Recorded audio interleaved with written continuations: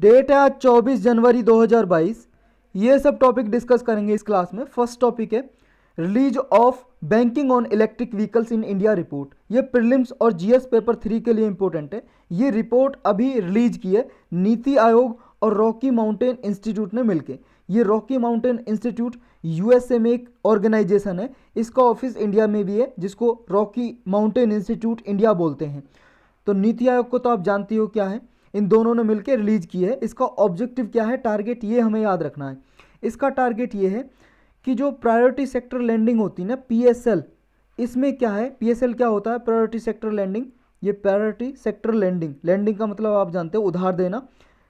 जो बैंक होते हैं उनको क्या है, अपना 40% पीएसएल को देना पड़ता है उधार, यानी कि लोन, कर्ज देना पड़ता है प्रायोरिटी सेक्टर लैंडिंग में। जैसे एग्रीकल्चर आता है, इसमें वीकर सेक्शन आते हैं, या एजुकेशन के लिए, इन सब को मिला के बोलते हैं प्रायोरिटी सेक्टर। अगर आरबीआई मान लो किसी सेक्टर को प्रायोरिटी सेक्टर में डाल देती है, तो फिर उसको बैंक को उस 40% में से उस सेक्टर को भी लोन देना पड़ता है।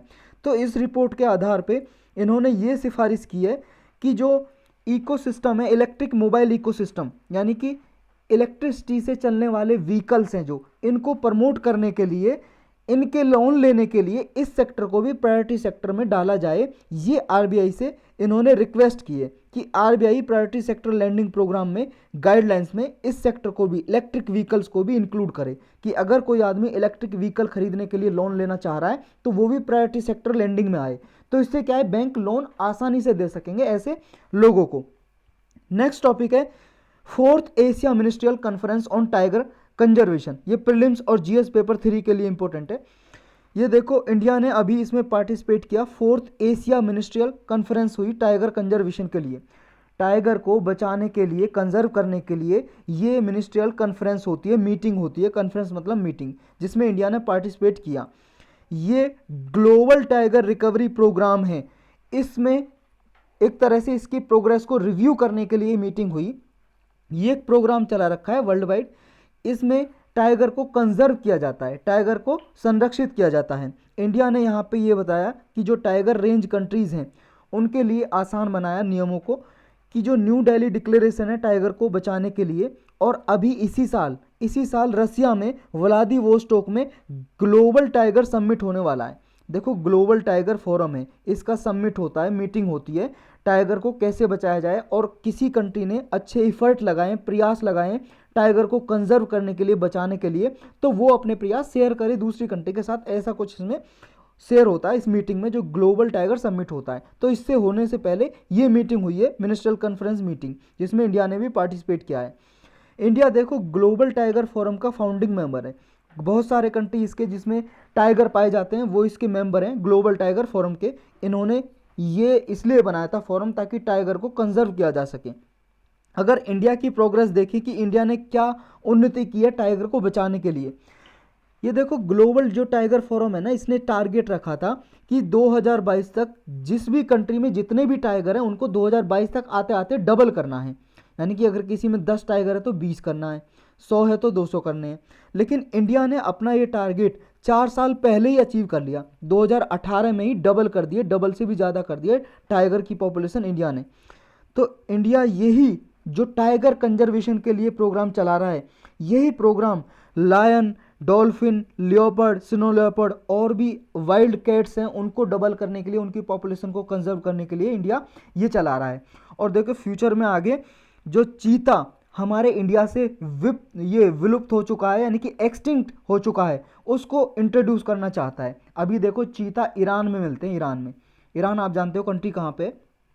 और इंडिया ने क्या क्या इफर्ट किए हैं, और इंडिया ने देखो 2014 में 185 करोड़ बजट में टाइगर कंजर्वेशन के लिए अलोकेट किए जाते थे, लेकिन ये 2022 में बढ़ के 300 करोड़ तक हो गई है। अब बजट में जो यूनियन बजट होता है 300 करोड़ के लगभग ये अलोकेट किए जाते हैं टाइगर कंजर्वेशन के लिए। और देखो मिनिस्ट्री ऑफ इन्वायरमेंट है जो हमारी, पर्यावरण मंत्रालय, वो किसी टाइगर रिजर्व को जिसने अच्छे एफर्ट किए हैं, प्रयास किए हैं टाइगर को बचाने के लिए, और उसने जो ग्लोबल गाइडलाइंस है टाइगर को कंजर्व करने के लिए, उनको इम्प्लीमेंट किया है अपने टाइगर रिजर्व में। टाइगर रिजर्व तो आप जानते हो ना, फॉरेस्ट एरिया, जंगल, उसको डिक्लेयर कर दिया, घोषणा कर दी कि ये टाइगर रिजर्व है, वहाँ पे टाइगर की पॉपुलेशन को बचाने के लिए। तो ये जिस भी टाइगर रिजर्व ने अच्छे प्रयास किए और ग्लोबल स्टैंडर्ड को माना है, गाइडलाइंस को माना है, तो ऐसे टाइगर रिजर्व को मिनिस्ट्री ऑफ इन्वायरमेंट ये सर्टिफिकेट देती है CATS एक्रीडिटेशन का। तो अभी 14 टाइगर रिजर्व हमारे इंडिया में ये सर्टिफिकेट पा चुके हैं। ये एक तरह से इंटरनेशनल CATS एक्रीडिटेशन है। और क्या इफर्ट किए इंडिया ने किए, देखो जो टाइगर रिजर्व में टाइगर को बचाने के लिए भाई साहब काम करते हैं, एम्प्लॉयर होते हैं, कोई भी वर्कर होते हैं, कर्मचारी। अब टाइगर को भाई साहब वहाँ प्रोटेक्ट करना आदमी तो चाहिए ना, और आदमी टाइगर के आसपास रहेंगे, कोई आसान काम तो है नहीं। तो इस वजह से 2 लाख रुपए का लाइफ कवर देता है इंडिया ऐसे वर्कर को ई श्रम कार्ड के under, ministry of labour and employment देती है। और आयुष्मान जो योजना चला रखी है, आयुष्मान योजना, आयुष्मान भारत योजना, उसमें इनको 5 लाख का हेल्थ कवर भी है, इंश्योरेंस एक तरह से इनको हेल्थ कवर भी है। नेक्स्ट इसमें यह है कि टाइगर जब हमारे देश में और इंक्रीज हुए, अभी ये 51 टाइगर रिजर्व हैं, 51 से 52 हो गए हैं, अभी 52 टाइगर रिजर्व हैं। उसमें क्या है, लगभग देख लेना आप, एक बार चेक कर लेना 52 टाइगर रिजर्व में कितने हैं, गूगल पे चेक कर लेना, 52 ही है जहाँ तक मैंने पढ़ा है। तो 52 टाइगर रिजर्व जब हैं तो उनमें कर्मचारी भी तो चाहिए होंगे ना, तो इसकी वजह से रोजगार भी जनरेट हुए, एम्प्लॉयमेंट जनरेट हुए। और जो कैंपा फंड है, कैंपा है कि ये भाई साहब compensatory afforestation fund and management planning authority, ये अथॉरिटी बनाई गई है कैंपा फंड के अंदर। इसमें फॉरेस्ट को प्रोटेक्ट करने के लिए इसका पैसा जो मनी होती है इसमें वो यूज किया जाता है। तो टाइगर कंजर्वेशन के लिए भी ये कैंपा फंड का यूज किया जाता है।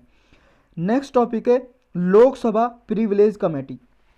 देखो लोकसभा और राज्यसभा दोनों में होती है प्रिविलेज कमेटी, उसी के मेंबर से बनाई जाती है। अभी इसलिए ये न्यूज में है क्योंकि एक MP हैं करीमनगर हैदराबाद से, ये अभी लोकसभा की प्रिविलेज कमेटी के सामने पेश किए गए। तो क्या है हमारे लिए इंपॉर्टेंट ये है कि कमेटी क्या है होती है प्रिविलेज कमेटी, ये प्रीलिम्स और GS पेपर 2 के लिए इंपॉर्टेंट है। जो कमेटी है कमेटी ऑफ प्रिविलेज, ये देखो लोकसभा राज्यसभा में अलग अलग होती है। लोकसभा में 15 मेंबर होते हैं और राज्यसभा में 10 मेंबर होते हैं इस कमेटी में। लोकसभा में स्पीकर होते हैं जो लोकसभा के, वो नॉमिनेट करते हैं इसके मेंबर को, और राज्यसभा में जो राज्यसभा के चेयरमैन होते हैं 10 मेंबर को, वो नॉमिनेट करते हैं, नामांकित करते हैं। इसका फंक्शन क्या होता है, इसका मेन फंक्शन यही होता है कि ये देखती है कि पार्लियामेंट में, यानी कि किसी भी हाउस में लोकसभा में या राज्यसभा में, कि कोई आदमी जो प्रिविलेजेस है हाउस के, प्रिविलेजेस मतलब विशेष अधिकार, जो इंडिविजुअली भी हैं और कलेक्टिवली भी हैं, यानी कि हर एक MP के अलग अलग भी अधिकार हैं, जैसे बोलने का अधिकार है लोकसभा राज्यसभा में, और कलेक्टिवली हैं। ये अधिकारों का उल्लंघन तो नहीं हो रहा, ब्रीच तो नहीं हो रहा, वॉयलेशन तो नहीं हो रहा, ये देखती है ये कमेटी। और अगर हो रहा होता है तो स्पीकर या राज्यसभा में तो राज्यसभा के चेयरमैन को ये रेफर करती है मैटर, और ये भी डिटरमाइन करती है कि जो प्रिविलेज हो रहा है, वो जो प्रिविलेज है उनका ब्रीच हो रहा है, जो किस केस में ब्रीच हो रहा है, क्या फैक्ट्स हैं, वो पता लगाती है ये, और फिर रिकमेंडेशन करती है लोकसभा के स्पीकर को अगर लोकसभा में, तो राज्यसभा के चेयरमैन को अगर राज्यसभा में कमेटी है तो। फिर उसके बाद इसकी रिकमेंडेशन है, ये भी करती है कि हाउस को कौन कौन सी इफेक्ट, यानी कि कौन कौन से प्रयास करने चाहिए, जो रिकमेंडेशन देती है बताती है स्पीकर या चेयरमैन को। फिर स्पीकर या चेयरमैन देखो इस कमेटी के द्वारा कोई और मैटर भी रेफर कर सकते हैं इस कमेटी को, यानी कि पता लगाने के लिए, इंक्वायरी करने के लिए कि ये मैटर सही है या नहीं है। जैसे एंटी डिफेक्शन का केस है, डिफेक्शन का तो जानते हो आप, एंटी डिफेक्शन, जब मान लो कोई एक पार्टी से दूसरी पार्टी में छोड़ के चला जाता है MP, तो उसे डिफेक्ट कर देते हैं, यानी कि उसका डिस्क्वालिफिकेशन करते हैं मेंबरशिप, वो स्पीकर या चेयरमैन के हाथ में होती है पावर। तो ये इस केस में भी, डिफेक्शन के केस में भी प्रिविलेज कमेटी को ये मैटर भेजा जा सकता है, और प्रिविलेज कमेटी फिर इंक्वायरी करती है, जांच करती है कि हाँ इस पे जो आरोप लगे हैं वो सही हैं या नहीं है, फिर उस पर स्पीकर या चेयरमैन डिसीजन लेते हैं। नेक्स्ट टॉपिक है living root bridges of Meghalaya, ये प्रीलिम्स और GS पेपर 1 के लिए इंपॉर्टेंट है। लिविंग रूट ब्रिजेज अभी इसलिए न्यूज में है क्योंकि जियोलॉजिकल सर्वे ऑफ इंडिया है, उसने मेघालय के ये लिविंग रूट ब्रिज है जो मेघालय में होते हैं जनरली, ये लिविंग रूट ब्रिज, इनको यूनेस्को का वर्ल्ड हेरिटेज साइट का टैग दिलाने की डिमांड की है। जियोलॉजिकल सर्वे ऑफ इंडिया क्या है, जियोलॉजिकल सर्वे ऑफ इंडिया देखो एक ऑर्गेनाइजेशन है जो ये सर्वे करती है, ये 1916 में अंग्रेजों के ज़माने की बनी हुई है, और इसका हेडक्वार्टर कोलकाता में है, और ये मिनिस्ट्री ऑफ इन्वायरमेंट के अंडर काम करती है। तो ये लिविंग रूट क्या है, लिविंग रूट ब्रिज, देखो इस तरह के ब्रिज होते हैं, ये रूट से, पेड़ों की जड़ से बने हुए होते हैं, रूट से। यहाँ पे लोग बनाते हैं मेघालय में, ये रिवर के ऊपर बने होते हैं। देखो ये नीचे से रिवर जा रही है, नदी, ये पेड़ों की रूट है, लिविंग रूट है, तो इनसे ब्रिज बने होते हैं, इन्हीं को बोलते हैं लिविंग रूट ब्रिज। उनकी जड़ से बने हुए होते हैं। मेनली यहाँ पे रबर फिग ट्री पाए जाते हैं, ये पेड़ का नाम है, इसके लिविंग रूट हैं जो, उनसे बनाया जाता है ये ब्रिज। यहाँ पे जो मेन कम्युनिटी है जो बनाती है मेघालय में, वो खासी कम्युनिटी है, एक कास्ट है, जाती है भाई साहब, शेड्यूल ट्राइब में आते हैं ये, वो बनाते हैं इसको। तो इनकी एक तरह से ये इकोलॉजिस्ट ये कहते हैं कि ये हाईलाइट करती है कि पीपल और नेचर के सिम्बायोटिक रिलेशन का। जो ये ब्रिज हैं लोकली इस नाम से जाने जाते हैं, जिंग किंग जरी। ये कुछ और भी प्रोनाउंसिएशन हो सकती है मेघालय में, जो मेघालय का होगा उससे आप पूछ लेना। कहाँ से पूछोगे, खैर यही बोल लो, आपको प्रोनाउंसिएशन से क्या मतलब है, ये स्पेलिंग आपको याद होनी चाहिए। जिंग किंग जरी लिविंग रूट ब्रिज को बोलते हैं। ये यूनेस्को वर्ल्ड हेरिटेज साइट क्या होती है जिसकी डिमांड की है जियोलॉजिकल सर्वे ऑफ इंडिया ने। देखो यूनेस्को बहुत सारी ऐसी साइट हैं वर्ल्ड वाइड, हमारे इंडिया में भी, कि जिनको वर्ल्ड हेरिटेज साइट का टैग देती है, जिनकी कोई कल्चरल और फिजिकल सिग्निफिकेंस होती है स्पेशल, मान लो कोई इंपॉर्टेंस है उनकी, यूनिक इंपॉर्टेंस है, तब उनको ये टैग प्रोवाइड करती है और उसका कंजर्वेशन करती है, संरक्षण करती है और एक्स्ट्रा एफर्ट लगाती है उस कंट्री के साथ मिलके। कुछ मान लो फाइनेंशियल असिस्टेंस देनी है या कोई उसको कंजर्वेशन की गाइडलाइंस प्रोवाइड करनी है, कुछ रूल्स रेगुलेशन बनाती है, उनको कंजर्व करके रखा जा सके ताकि फ्यूचर में वो इसी तरह से रहें जैसे वो पास्ट में थी। वर्ल्ड हेरिटेज साइट है जो, इसको देखो वर्ल्ड हेरिटेज प्रोग्राम है एक, इसको यूनेस्को की ही वर्ल्ड हेरिटेज कमेटी चलाती है इस प्रोग्राम को। इसके अंदर ये मेंटेन की जाती है लिस्ट, कौन कौन सी वर्ल्ड हेरिटेज साइट किस देश में है। हेरिटेज का मतलब होता है एक तरह से विरासत की। ये देखो दो तरीके की होती है, एक तो टेंजिबल और एक intangible site.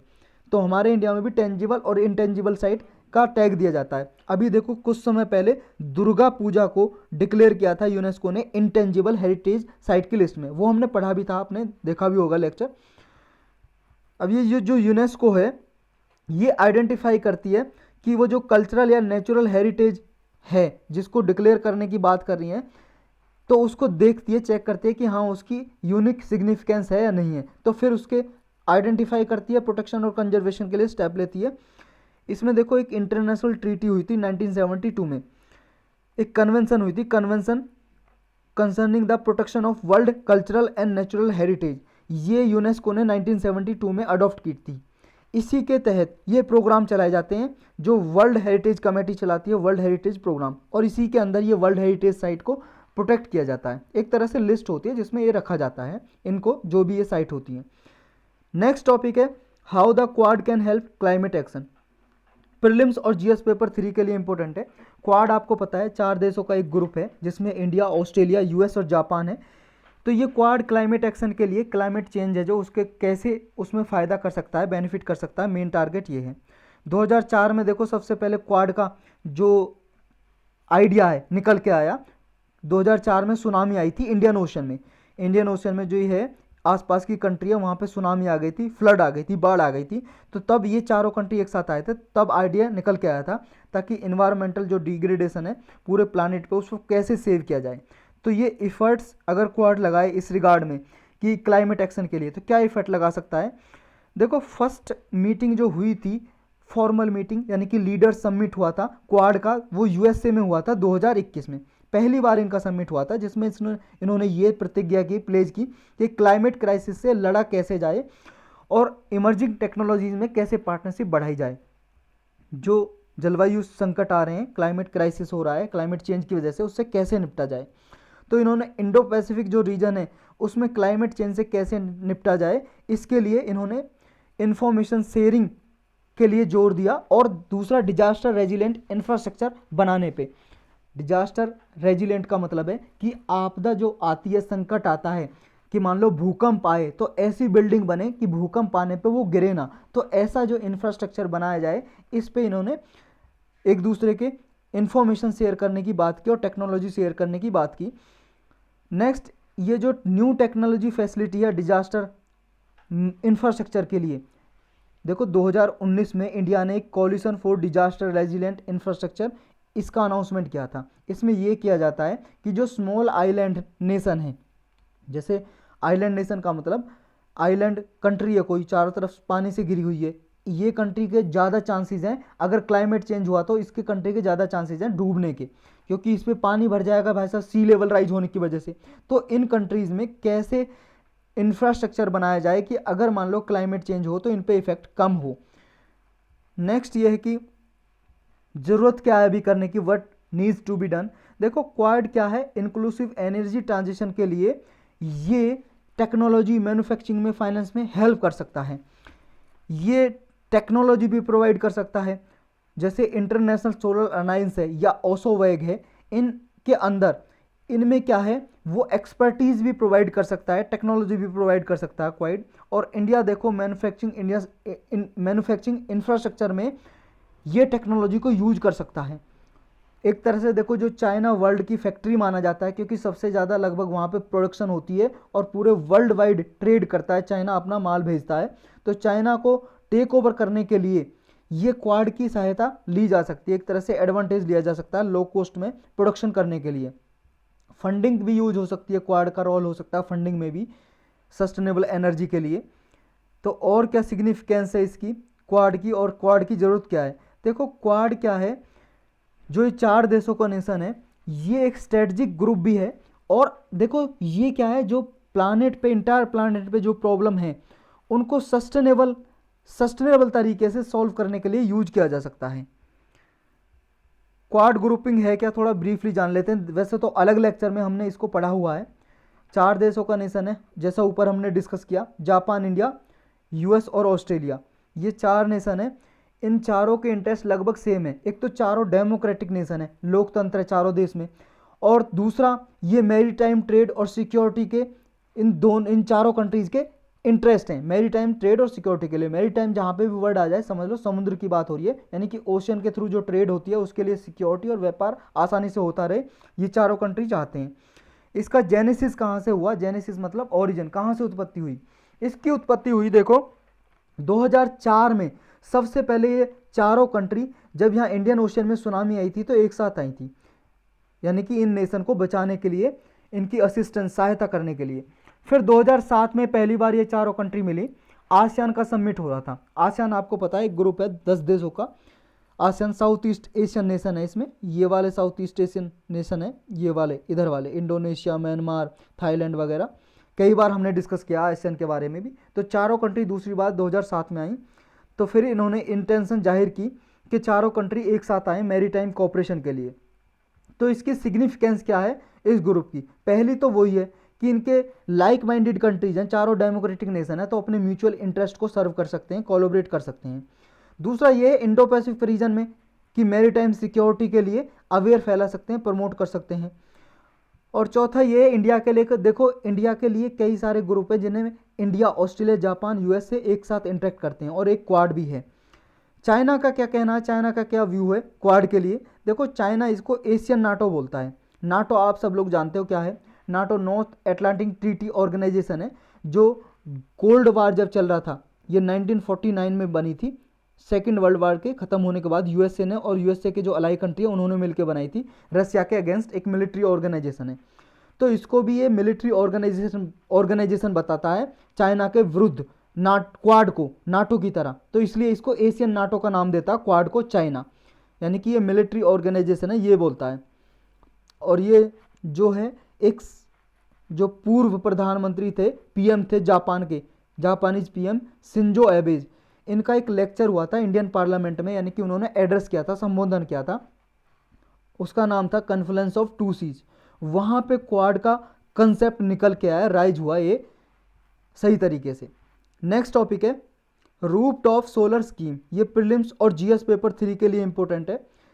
Ministry of new and renewable energy, ये जो मंत्रालय है, इस मंत्रालय ने जो रूफटॉप सोलर पैनल हैं उनमें क्या है एक नया चेंज किया है, इसलिए न्यूज में आई ये स्कीम, रूफटॉप सोलर स्कीम। इसके अंदर क्या है, रूफटॉप सोलर स्कीम के अंदर गवर्नमेंट सहायता देती है, सब्सिडी देती है, जो भी अपनी छत पे ये सोलर एनर्जी पैदा करते हैं। जैसे मान लो वो पैनल होते हैं ना ब्लू से, अपनी छत पे लगा के सूरज से ऊर्जा बनाते हैं, बिजली बनाते हैं। तो ऐसे खरीदने के लिए पहले ये था जिस भी वेंडर थे, वेंडर है मान लो कोई वेंडर है, वेंडर मतलब सेलर, सेलर की बात है जो बेच रहा है ऐसे पैनल, तो किसी ने बेचे ये पैनल अपने घर पे लेके गया लगाए, तो पहले क्या होता था वेंडर देगा इन्फॉर्मेशन गवर्नमेंट को, फिर वेंडर को सब्सिडी देगी, वेंडर के थ्रू सब्सिडी मिलेगी किसको, जिस आदमी ने खरीदे हैं। लेकिन अब ये कर दिया कि एक सिर्फ फोटोग्राफ दिखाएंगे, वो एक फोटोग्राफ दिखाएंगे अपने छत पे जिसने पैनल लगा रखे हैं, और वो किसी भी सेलर से वेंडर से जाके, जिसको गवर्नमेंट ने ऑथराइज कर रखा है वेंडर को, कि किसी भी वेंडर से जो ऑथराइज्ड वेंडर है उस पे जाके फोटोग्राफ दिखा के वो सब्सिडी ले सकते हैं जो गवर्नमेंट ने प्रोवाइड की है। तो ये है स्कीम, ये यानी कि किसी भी वेंडर से वो बेनिफिट और सब्सिडी जो स्कीम के अंदर दी जा रहे हैं वो ले सकते हैं। जिसने भी मान लो अपने घर पे सोलर सिस्टम लगा रखा है, फ़ोटो खींच के जो गवर्नमेंट द्वारा ऑथराइज्ड है वहाँ पे दिखाए और सब्सिडी ले ले जो गवर्नमेंट प्रोवाइड कर रही है। तो ये स्कीम क्या है, ministry of new and renewable energy इसको इम्प्लीमेंट करती है, रूफटॉप सोलर मिशन को।